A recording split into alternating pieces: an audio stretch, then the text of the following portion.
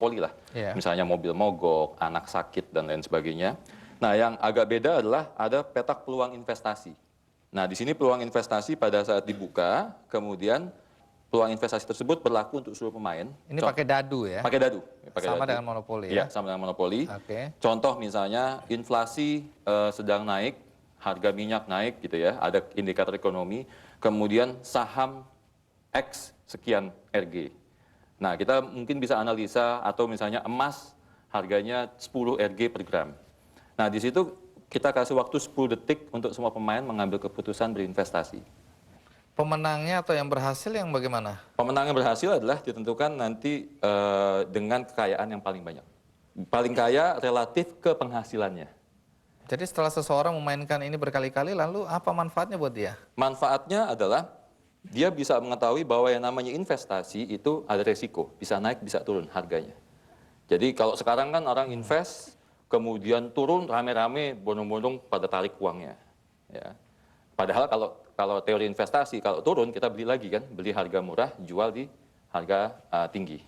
Tapi situasi sekarang di Indonesia pasarnya adalah kalau investasi lagi naik, semua beli, kalau investasi lagi turun, semua jual.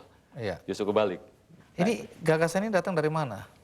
Gagasannya datang sebenarnya karena saya profesinya sebagai wealth planner ya, jadi gabungan antara financial planner, perencana keuangan lah. Perencana keuangan, tapi lebih besar lagi perencanaan kekayaan lah. Iya, betul.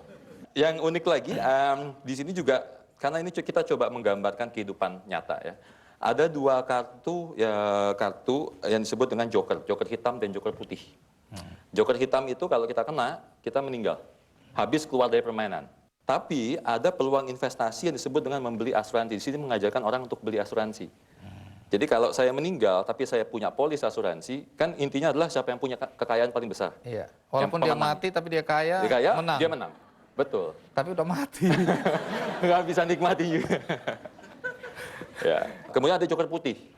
Joker putih ini apa? Joker putih ini sebenarnya untuk mensimulasikan kalau terjadi tiba-tiba PHK.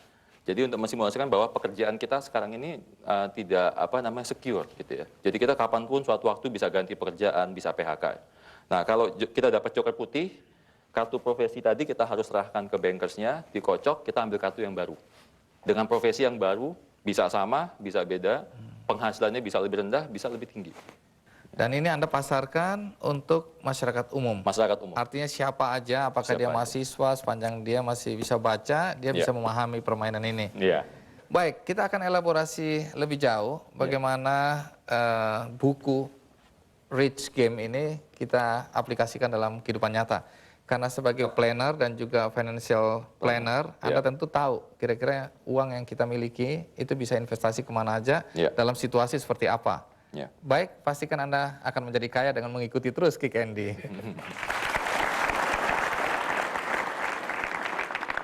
Kalau uangnya cuma 100 juta?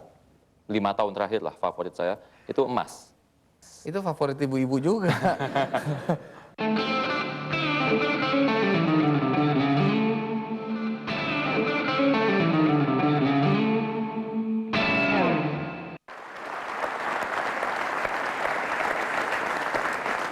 Bung Aidil, di toko buku kan banyak sekali buku-buku mengenai investasi. Apa istimewanya buku ini dibandingkan buku-buku lain? Memang banyak ya buku investasi, dan sebagian malah ditulis sama murid, karena kebetulan saya ngajar juga, jadi murid-murid saya. Jadi kalau saya bikin juga harus beda. Nah, salah satu yang membuat sedikit beda adalah buku ini saya buat bahasanya sangat sederhana. Dan kemudian dari sisi layoutnya, kalau bentuk tampilan dalamnya, kalau buku biasa itu dari ujung ke ujung ya, kalau kita buatnya seperti kalau di luar negeri itu ada buku damis.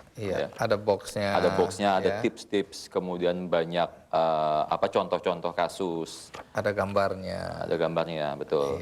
Kemudian jadi ini untuk membuat orang lebih fun lah ya, nggak terlalu serius. Apakah semua yang kita